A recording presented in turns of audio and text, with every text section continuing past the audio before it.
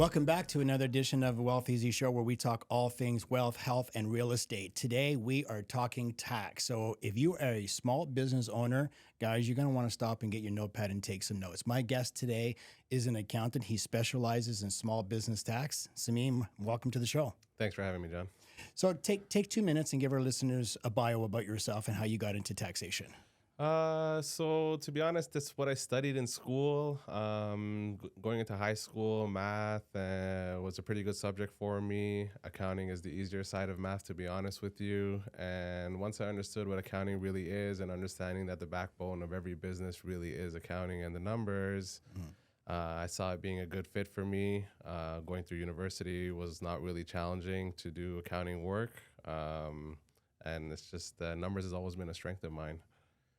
You know, definitely, you need to know your numbers in counting, but you don't come across as a typical accountant. I mean, we know each other on a personal side too, and you definitely don't have the personality of an accountant.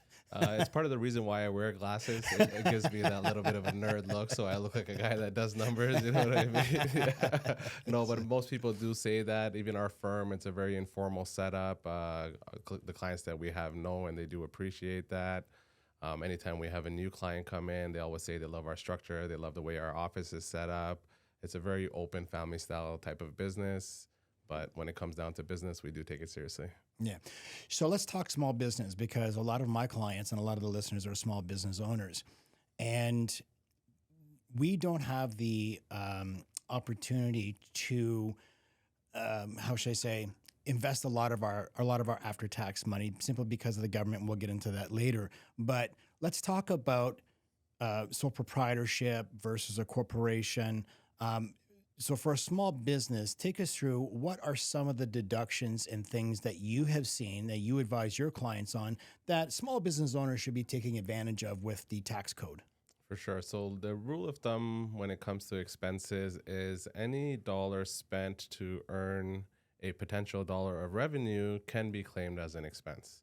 So now, whether it's marketing, whether it's hiring professional help, whether it's travel cost related, that's the question I always tell people to ask themselves.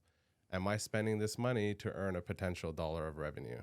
And that usually, I know it sounds very vague, but if you're able to argue that question with yourself, then in the event of CRA asking you the same question, you'll already have that answer formulated.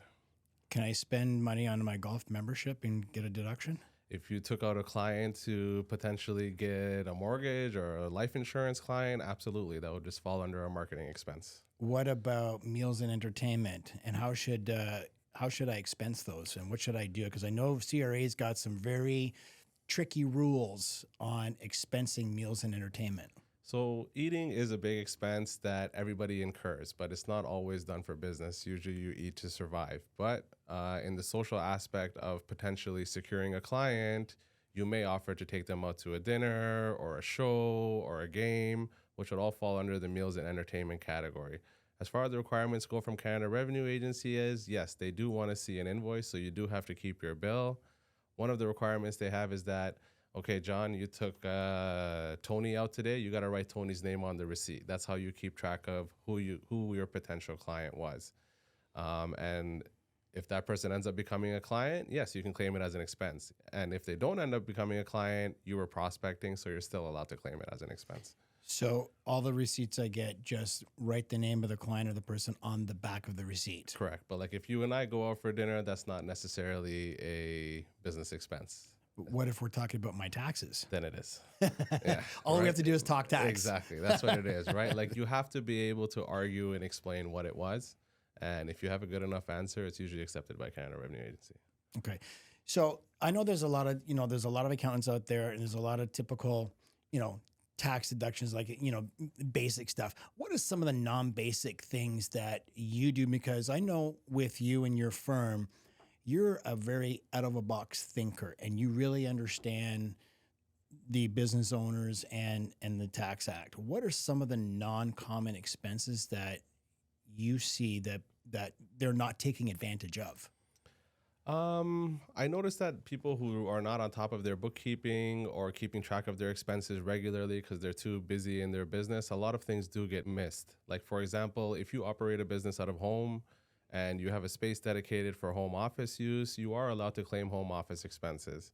And the way you do that is you measure the area, essentially, as lame as it sounds, of your house, and then you measure the area of the space that you use solely for work. And based on that percentage, you can claim all the home expenses that are related to your business, whether it's the mortgage or the rent, the utilities, if you have to buy home office furniture, and things along the line of that. What about writing off my car? So motor vehicle expense is allowed to be claimed. Now, the one expense that's not allowed to be claimed, for example, your ride to your office and your ride home from your office is not an expense that you can claim when it comes to motor vehicle. But now from your office, if you're going to, let's say, 3 other client sites to do visits, those expenses you are allowed to claim. So you do technically have to keep a track of your mileage or a logbook, and you have to differentiate between what's personal and what's business. But now, for example, if you were in the trucking business and you have a truck for business, that's 100% write-off, because a truck you're not going to be using for personal travel or personal leisure. So like a delivery business, a logistics business, Uber drivers, etc., are pretty much allowed to claim 100% motor vehicle expense.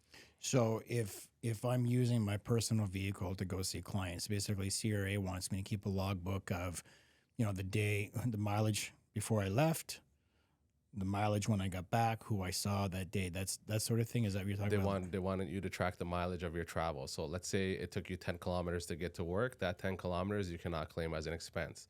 But now you went to go see a client and that was 20 kilometers. That 20 kilometers you are allowed to claim as an expense.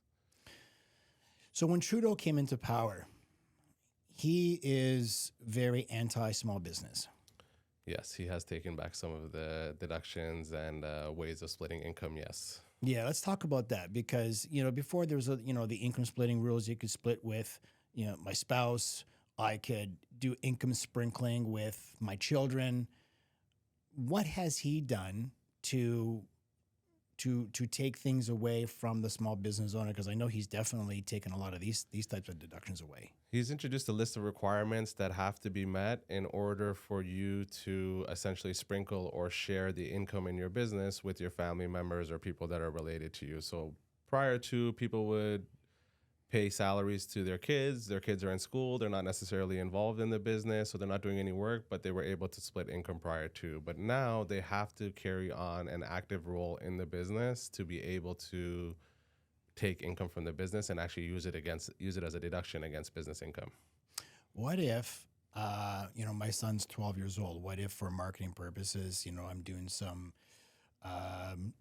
photos, and I have my son in those photos for my social media or for marketing? Can I say I've hired him as a model and put him under contract and pay him a salary? Technically you can, right? But you wouldn't be able to pay your son a full-time salary because he has his school obligations, right? So it's technically impossible for them to work for you full-time. But yes, for, let's say, weekends or evenings, the time spent with you, yes, that time can be compensated for, and you can claim that compensation as a deduction against your income. I know with my wife, she helps me out in the business, so I pay her a full-time salary as my assistant, because she does a lot for me. To help me with the business as an assistant. So that is definitely one way that you can income split, pay some T4 income to your spouse, right? Yeah. And then also, if your family members are shareholders, you can also pay them dividends. When it comes to incorporating and small business deductions, what is more advantageous, being a sole proprietor or incorporating? Because I know each one has its advantages and disadvantages. So I'll touch base on both. So we'll start with sole proprietorship. Sole proprietorship is a much easier structure to set up. It doesn't require any formal registration. And typically the income that's earned in a sole proprietorship is claimed on a personal tax return. There's no additional tax filing that needs to be done unless you're subject to HST. The disadvantages of that is, one, you are subject to liability. So anything that could potentially come after you could potentially come after your personal assets, whether it's taxes outstanding or a guarantee on a loan. It could personally affect you and your personal assets. So liability is a big thing. Secondly, tax brackets. Personally, the tax brackets go up almost to 50% depending on how much income you make. So that's where another sole proprietorship could become a disadvantage, where if you have a small business, okay, you're doing $20,000, $30,000 annually, then yeah, I wouldn't say incorporating is advantageous to you. But if you're running a decent sized business, being a sole proprietor, chances are you end up paying more tax. And that brings me to incorporating, where one, the tax rate, right? So income tax rate is about 15, 16% on your net income up to $500,000. And liability is a big thing. So now almost everything except HST taxes, payroll taxes, and anything that you've given a personal guarantee on, only the corporation is responsible for. But those three items that I mentioned could pierce the corporate veil and become personal liability. But other than that, if you have loans, if you have cars, God forbid, somebody gets hurt at work, they can only come after what the incorporation has. So the incorporation, the tax savings are definitely enormous, and so are the liability savings. Hey everyone, it's John. I just wanted to thank you for being here, and I would ask that you please subscribe to the show by just clicking the subscribe button right here. I'd really appreciate it. It helps grow the show so we can get even more successful guests on the program to help you. If you're already subscribed, a huge thank you. When you subscribe, you're going to get access to the program before anybody else does. So if you would, just click subscribe right here. Thanks so much, and welcome back to the Wealth Easy Show. When it comes to reporting, though, I know there's some disadvantages when it comes to the incorporation side. It's far more expensive to do your reporting on the incorporation side than a personal side. You are required to file a separate tax return for an incorporation, and yes, the costs are higher to file the corporate tax return, but if you offset it with your tax savings, it's definitely more advantageous to still be incorporated. It is a big turnoff for people when they hear, okay, you have a registration cost for a corporation, and now you have a separate filing fee. But once you explain to them how much taxes they're saving because they're incorporating, even the nominal fee that you pay to get your corporate taxes filed, you still end up in the green. Is there a certain threshold when it doesn't make sense anymore to set up as a sole proprietor? Because I mean, when I first started off in the business, 25 years ago, I set myself up as a sole proprietor. Is there a level of income where it just doesn't make sense anymore to be a sole proprietor and you should incorporate? I think once your net income crosses the first tax bracket, it becomes advantageous to be incorporated. What's that first tax bracket? Once your net income's over about $44,000-$48,000, then I would recommend being incorporated because you'll see the tax savings right away. But in a sole proprietorship, even though let's say I had $100,000 of business income, I can still get all of my personal. Like I could still write off my vehicle. I could still write off stuff in my home. True? Absolutely, yeah. So that would lower my taxable income from the income that was derived by the business, get my expenses. But what you're saying is even if I wrote it down from if I got $100,000 of business income as a sole proprietorship and I only wrote off $40,000, I'm paying tax on $60,000, whereas putting the money into a corporation, I get all of my deductions. And that money is then taxed, even at $60,000 is taxed at what? The income tax would be around 15%. 15%. Yeah, so you'd pay about $9,000 in income tax there, whereas $60,000 if you were a sole proprietorship, you're looking somewhere between $15,000 and $18,000 in income taxes. Yeah, and then from the corporation, I can pay myself a salary. Correct. And then keep that tax bracket low. Absolutely. So now the money that's then held inside the corporation, so if I have created some retained earnings because I haven't taken all the money out, how does someone get that money out of their business? So there's many ways. One would be dividends, two, life insurance that you can purchase through your corporation to eventually draw down retained earnings against once there is a cash value to the policy. Those would be the two ways to essentially get money out of a corporation by paying the least amount of tax or no tax, essentially. What is the how do you tax the dividends? So the dividend, if I said I'm going to take a corporate dividend, what's that taxed at? So dividend is taken from after-tax earnings in a corporation. You do have a dividend gross up. It's less taxes than payroll taxes, but there are advantages and disadvantages to dividends. If we're talking salaries, you are contributing to the Canada Pension Plan, you're contributing to your RRSP limit, and any tax credits that you may have, whether it's like a donation credit or a childcare tax credit or a medical expense tax credit, those can be claimed against salary income. but the corporation ends up having to pay more tax for you to draw that salary down. Whereas if you're taking a dividend, it doesn't really affect the corporation's cash flow as much because it's taken after tax earnings, but you're not able to take, it doesn't contribute to your RRSP room. If you do have childcare expenses or medical expenses or donation credits, you're not able to take advantage of them on your personal taxes. So usually how we set it up for our clients is that we keep a portion as salary so that they are able to take advantage of the credits, which usually we cap out at the 60, 65,000 because that's where the maximum CPP contribution is. And then any amount they want to take after that, ideally we advise them to take a dividend. So even if they're in the highest tax bracket at 54%, the dividends taxed at what is it, 40, 48? Exactly. It's less than the highest tax bracket. Yeah. Not great. It's a little bit better, but it's still not 54%. Correct. Now, I hear a lot of accountants, they do what's called a capital gains strip. How does that work?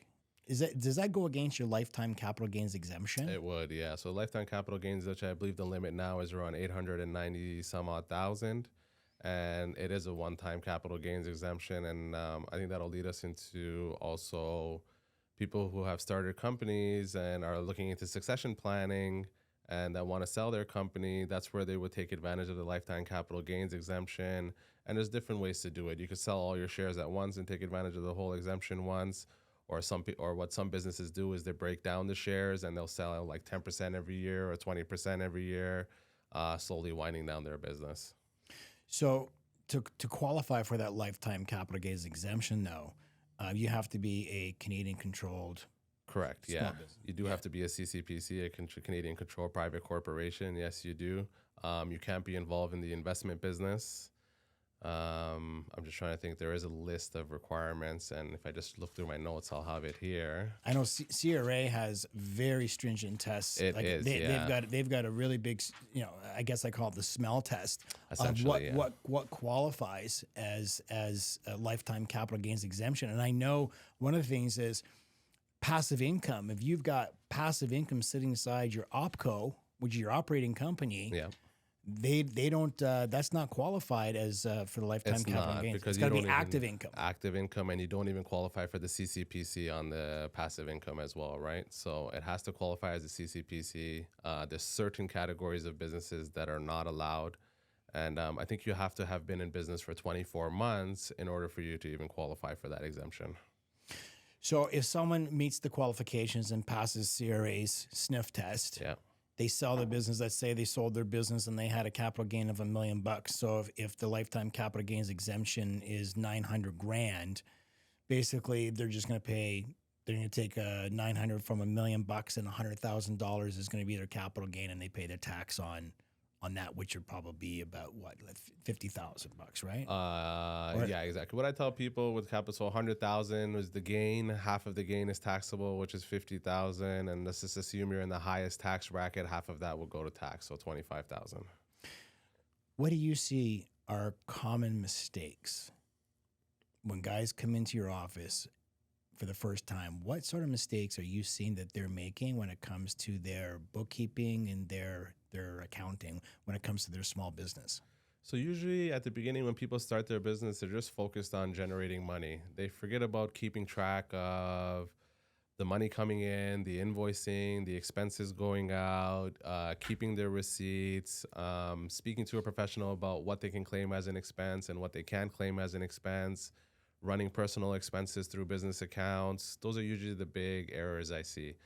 What I always advise people is, if you don't want to pay a bookkeeper, at least set up a bookkeeping software for yourself. We could use QuickBooks, for example. It's $20 a month. It's a nominal fee. It connects directly to your bank account. It imports all your transactions, and it's very easy to sort. Your recurring transaction, it'll even automatically sort them. So that's the main issue, because now, let's say you've operated your business for 12 months. Now you're coming to an accountant and it's time to file taxes, and you have a hard deadline when it comes to pay your taxes. Otherwise, you're subject to penalties and interest. And now we're backtracking, going through bank statements and trying to figure out, okay, where did this dollar go? Who did I write this check to? Who did I send this transfer to? Who was this draft made to? And backtracking and trying to find records for 12 months, or sometimes people come with 3-4 years of taxes altogether, it's very hard to backtrack and figure out sometimes where the money has gone. I noticed when I first started off, and I went to my accountant years ago, I showed up at the end of the month or the end of the year with a bag of receipts. He's like, "What the fuck is this?" These are my receipts for the year. Yeah. Fucking put them in order, he says. Yeah. Well, that's what I got you to do. Exactly. Yeah. Man, the bill I got after that. No, for sure. Now it's a to separate the invoices. It's a very monotonous and brain dead task. You know what I mean? To sit there and have to sort through somebody else's receipts and figure out, okay, was this a business expense for them or was it not a business expense for them? You know what I mean? Some things are clear cut, some things are not, unfortunately. So hiring a good bookkeeper is number one. First of all, if you're a small business owner, just to keep track of your books, because the accountant doesn't want to see bad books. Exactly. Yeah. It makes your job difficult, because I know my accountant, he was hating me. Yeah. And not only for taxes, just so you can see on a month-to-month basis or a quarterly basis, are you running a profit? Are you running a loss? Is there some things you could cut back on? If you don't evaluate your business, it's very hard to figure out the changes to make in your business to increase the growth of it, essentially. Let's talk financial planning, because prior to the Trudeau government coming in, business owners would use a lot of their retained earnings to invest. And they're investing for their own pension, because if, they have employees, a lot of these business owners provide employees with benefits, and they give them, an RSP, like a defined contribution RSP. They'll match it. So they try to help out their employees with planning for retirement. And then the business owner would take their retained earnings and they would invest that also. But then the Trudeau government came in, and 2015, Justin decided, oh, you shouldn't be allowed to do that. And now he taxes the passive income at 54%. It kind of moves the business owners away from wanting to invest inside, their corporation. Right. What can a small business owner do now when it comes to financial planning and preparing for their retirement? Well, the one thing I always tell people is diversify. Don't look at just one investment vehicle. Spread your assets or your investments around. I think the biggest and last, I don't know if loophole is the right word, but let's just use loophole, would be life insurance, essentially, to draw down the largest amount of money from a corporation without effectively paying income tax on it or payroll taxes on it. And that's basically leveraging the investment in your corporation. You're allowed to claim your contributions as an expense. You're allowed to claim the interest on money borrowed as an expense. And you have the death benefit always there, right? At the end of the day, to pay back the corporation or pay back the insurance policy, if there's no other means to do so, right? Well, I do this a lot in my business, and we've done some work with some clients where the business owners has a significant amount of retained earnings. And we talked about using either a capital gain strip to get the money out. That's done at, say, 27%. Right. Or the client can pay a dividend of 48%. Right. But then there's this other strategy that is allowed to get money out of the business that you just talked about, where the business owner would then purchase a corporately owned life insurance policy, and the money would then flow from the retained earnings into the policy, and he can grow that tax-free. But as you said, he gets to leverage it. He can actually borrow against that and even put the money back into his business and then get the tax deduction from the interest cost of that. He gets the write-off because he's invested back into the business. And I find that this is the one thing that the Liberal government hasn't tried to attack yet. I'm waiting for the ball to drop at some point where they're just trying everything to screw over the small business owner. Absolutely. Yeah, no, for sure. How do you feel about business owners investing into RSPs or an IPP? IPPs, I think, are better than RRSPs. RRSPs, at the end of the day, just a tax deferral strategy. You don't pay your tax now, you pay it later. But there's a lot of moving factors in RRSPs that have to go right so that you're able to break down your RRSPs and actually take advantage of the tax savings. And the way I see is that to really take advantage of the tax savings, you want to withdraw your money in the first tax bracket. But now, the way at least Canadian lifestyle is going, people are working past their retirement age. They're still earning money, and life expectancy is not really that high anymore. So It's actually declining in Canada. that's exactly It fell right. for the third year in a row. So let's just use an example. Let's say you amassed $500,000 in your RRSPs. You take the age of 65 as retirement. If you wanted to keep yourself in the $50,000 tax bracket, it would still take quite a bit of time for you to withdraw those RRSPs, 10, 15 years. So that if you were in a high tax bracket, now you're actually seeing the savings later on in life. But one, you have to live long enough for that to happen. And two, if you do end up passing, it's considered a full withdrawal of your RRSPs unless you can put it in a spousal plan. But at the same time, now, if you've been contributing to your spouse's plan, now your spousal plan has even more money in it, right? And to break that down, I just don't see there being enough time for you to break it down in the first tax bracket. At the same time, let's say you're collecting CPP, let's say you're collecting old age security, or you're getting guaranteed income supplement, or you have investments that are paying you dividends or interest income. It's just a very hard medium to reach to just keep yourself at that 50, 60K mark, or even less, so that you pay less taxes. Whereas IPPs, right? So IPPs are usually done through employer plans where you can contribute and the employer will match a contribution or also contribute on top. The good thing about them is that they don't have any limits. You can actually project how much money that you're going to see through retirement with IPPs, with RRSPs. It's just a guessing game depending on how much you withdraw. So if we were comparing the two, I would say IPPs is definitely the better way to go over RRSPs. Yeah, because with the IPP, at least as a business owner, that is actually a deduction against the business. Correct. But you then have to guarantee a rate of return.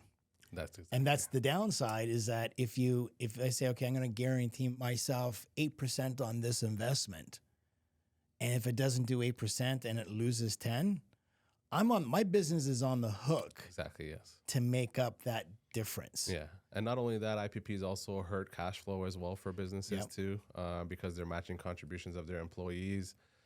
But then it's also an incentive to the employee to keep them on. So keep key employees around. Exactly. Yeah. Right. So you do have to try to find a good balance there.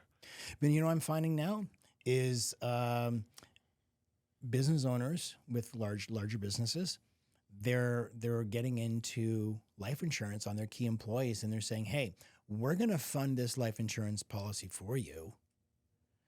And when you leave here, this will be your golden handshake. Yeah. But if something were to happen to that employee, the company benefits. Well, that's the risk of the investment, right? Right. Yeah. They're the beneficiary. Yeah, exactly. Yeah. But then they just transfer the ownership and it's like, here you go. Here's your policy. Yeah. Take the policy with all the cash value and borrow against it and have a happy life. Exactly. Yeah. And it's also non-taxable at the end of it all, right? Yeah. How do you strike a balance between investing in the business and then securing personal retirement? So like you talked cash flow, and cash flow is very important inside a business. Yes. Strike the balance between how much money you put into a retirement plan or a life insurance policy versus reinvesting in your business. Because I know a lot of business owners say, well, why would I put into, say, an RSP or an IPP, guaranteeing 8%, or why would I put my money into a life insurance policy, which, by the way, is not an investment. It's just a really great place to keep your money and growing at 6% when I can put it back into my business and I earn 30%. I guess it just depends on each individual case and where the business is at in its life. Obviously, in the beginning of a business, you want to try to keep as much money in the business to continue to invest and continue to grow. After that, I would say you want to tap into as many investment vehicles as possible, whether it's dividends, whether it's life insurance, whether it's pension plans. I think you just want to diversify all the way through. You don't want to really rely on one investment vehicle to be your retirement plan, essentially. Well, that's the great thing that I love about whole life insurance that you cannot do with an IPP or with an RSP is I can borrow against the cash value of my life insurance policy and I can put that money right back into my business, or I could do what's called an IFA. And I do a ton of these with business owners. It's called an immediate financing arrangement. And we've worked together on these in the past. The business owners, they need the cash flow, but they also have a need for insurance. So they take the cash flow from the business, they'll dump it into a life insurance policy, and then a bank in about 14 days gives them back 100% of the premium to go back into the business. Now they've actually accomplished two things with the same dollar, right? Correct, yeah. And now that money's gotten back into the business, so they're growing the cash value, and they've satisfied that need for the life insurance, and they got the money back into the company to help operate their day-to-day business with the cash flow. Correct, yeah. And I think whole life insurance should be the larger portion of your investment portfolio, whether it's in your business or it's done personally. And then whatever extra money is left over could be spread around, right? Well, it's not volatile. Exactly. It's guaranteed. It's not going to go anywhere where you're putting money into an IPP or you're putting money into an RSP. That's based on hope. There's no certainty that it's going to perform the way you want it to. Yeah, correct. And in most cases, it doesn't, right? And you don't really get the chance to break them down the way you want to. Yeah. Let's go back to salaries and dividends. At what point is it advisable to not take salary but take a dividend? Because I've seen business owners where they take such a small amount of income and they take a huge amount of dividend. Where's that fine balance where you want to take just enough salary and then the rest is in dividends if you need that income out of the business?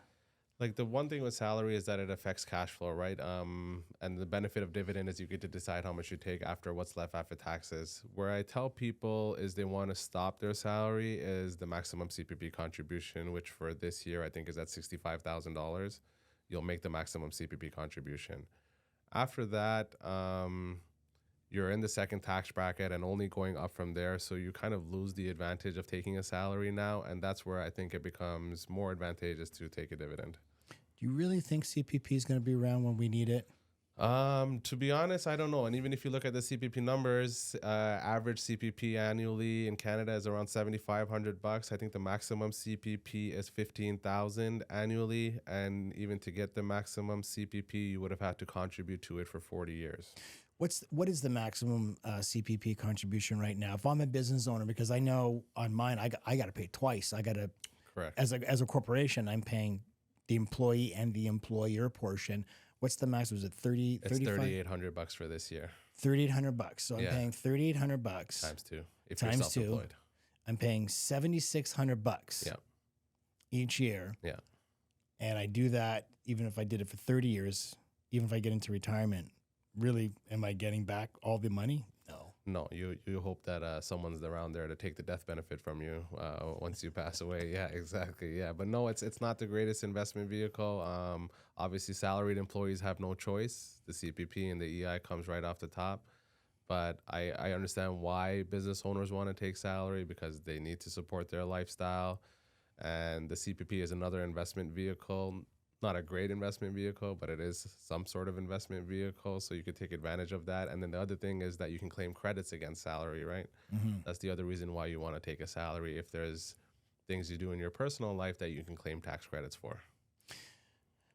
When it comes to running a business, an operating company, at what point does someone want to create a holding company?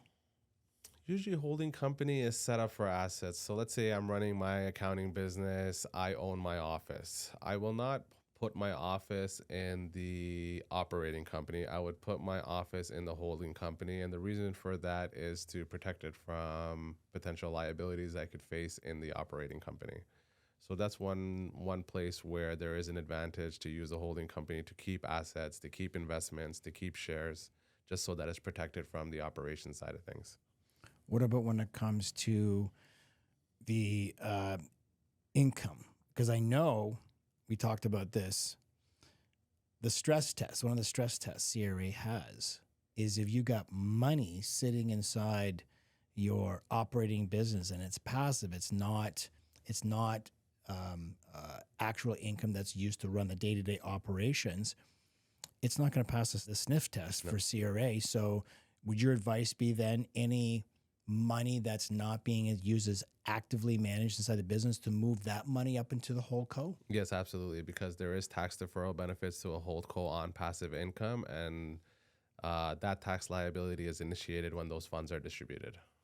And then from the holding company, that's where we want to do the life insurance policy, right? We don't want to do it in the operating company because also too, I guess when it comes down to, and we'll touch on this, the next topic we're going to talk about is succession planning. If someone's going to be selling that business, any passive investments that they have inside the operating company, including a life insurance policy, then becomes part of the sale, no? Exactly, it does, yes. So they want to have everything held up into the holdco. I think you even taught me this, that any investments or any assets that you outright own should never be inside the operating company. You should hold them inside the holdco. Correct. True? Yeah, absolutely. Succession planning. How can someone prepare for succession planning?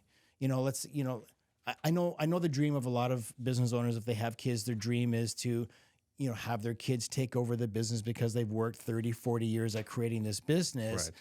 And they want to see continue. But I find a lot of kids nowadays, they don't have any interest in taking over the family business. And now the business owner, the father or the mother, is left to sell the company. Right. How can someone prepare for the sale of the business and succession planning?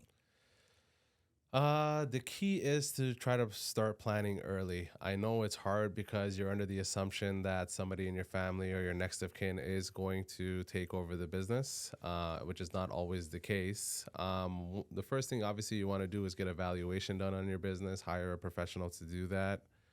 The next biggest tool to help you save taxes when it comes to selling a private company will be the lifetime capital gains exemption, and we did talk about that.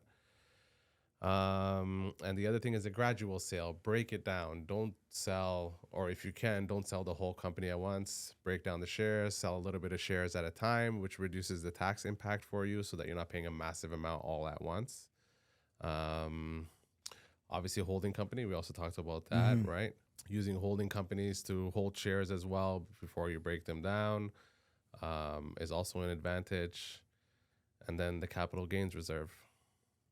Yeah. Right. Is there any difference between different types of shares, like preferred shares or common shares? Let's say, because I know, like, here's the one thing that I do know. If someone's coming in to buy my business, generally there's a clause that they want to keep me on for at least 2 years. Right. To help with the transition of the business. Right. Should I transfer any type of my shares if I have preferred or common shares into a holding company? Or, if I'm looking at a capital gains tax, is there any preferential treatment for a preferred share or having a common share? Not on the sale of the shares, no. There isn't preferential treatment, no. The lifetime capital gains exemption is really the only exemption you get from CRA. Beyond that, whether they're preferred or common, they will be taxed. So preparation for succession planning, if I want to maximize the lifetime capital gains, what sort of things should I be checking off to make sure that I pass this test? For example, like you and your wife, let's say, if you split 50% of the shares in your name, 50% of the shares in your wife's name, you guys are both entitled to that lifetime capital gains exemption. So instead of it being a $900,000 limit for you, now you got $1.8 million to play with, right? So you can use your family members as well to hold shares of the company so that when they're offloading shares, everybody has that entitlement of the lifetime capital gains exemption. Okay. Yeah. And I guess also then life insurance would come into play too. If you can calculate your tax liability, have enough life insurance there. Exactly. If something were to happen, to cover off at least that liability. What about a trust? What if I set up a trust and I move my shares? Can I multiply my lifetime capital gains exemption by designating beneficiary of a trust if the trust owns the shares of the holding company? Because I did some reading and I understand that I could multiply my beneficiaries. So I can put my son as a beneficiary if he's a shareholder, and now I get like 3 times the lifetime capital gains exemption. But now the shares would be held of the operating company, right? Right. And that's what you would be selling. So the shares, okay, it's a personal capital gains exemption. So if it's being sold, if you're holding the shares in a trust company, you wouldn't be able to take advantage of that. You want to hold the shares personally. Got to hold the shares personally. Yeah. Okay, so you can't move them to a whole co. Nothing. So the shares have to be held if you want to get the lifetime capital gains exemption. Okay. Any advice that you could give to a person who is just thinking about starting a business right now? Should they go into sole proprietorship? Should they create a partnership? Partnerships we didn't really talk about because they're pretty much taxed the same way, no, as a sole proprietorship. It's more of an American thing, the whole LLP structure, limited liability partnerships. Up here, you have director liability, and then you have corporate liability. Obviously, if it's a partnership, you guys will share the liability, but it doesn't really exempt you from the liability. So the biggest differentiator is having that corporation. It shields you from creditors and liability, from the personal assets. Yeah. But to bring it back to your question, the first thing, if someone's trying to start a small business, seek the advice. Go ask the questions, talk to an accountant, talk to a lawyer if you have to, talk to somebody in insurance, and set up your structure right from the beginning, because backtracking and setting up a structure is always much more difficult. It's like building the house first and putting the foundation in after, right? Yeah, no, it's good advice. Chances are the house will crumble. Yeah. And that's good advice. Seek the advice first from a qualified professional. Exactly. And how can people find you? Well, I'm not big on the marketing side, John. You know that I'm more of an introverted individual. Honestly, who's your firm? Soberman Goldstein and Associates is the firm that we work under. I would say 98% of our business comes through word of mouth and referrals. Accounting and sharing your financial details is a very private thing to you, and you're not going to share that with just anybody. So I usually tell people, look in your circle and find someone that you could get referred to, because if someone's had a bad experience with somebody already, you don't want to end up there, right? You want speak to your circle, look at the people that are doing well. They probably have a good accountant on board already, and that's the person that you want to be interacting with.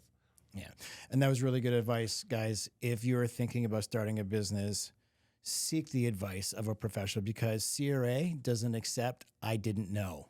Any law in Canada, actually, ignorance does not work. Yeah, ignorance is no excuse. Exactly. I didn't know doesn't fly by them. Absolutely not. No. And they're going to come after you for any back taxes, penalties, late fees. They're looking for. Listen, Trudeau is spending way more than the country produces, and they're looking for every way to get taxes and collect fees and late fees and everything from us. So, guys, get the advice of a professional if you're thinking of starting a business. If you're in a sole proprietorship, talk to an accountant if you're wondering if you should go into a corporation, and should you take a salary versus a dividend. So I hope this was really a wealth of knowledge for you guys today. Thank you for listening. You can find us on YouTube under John Durbano, and you can also find me on social media, Instagram and TikTok. So that's all for today. Take care of yourself and take care of your wealth. Thank you, John. Thanks for having me. Thanks, Sam.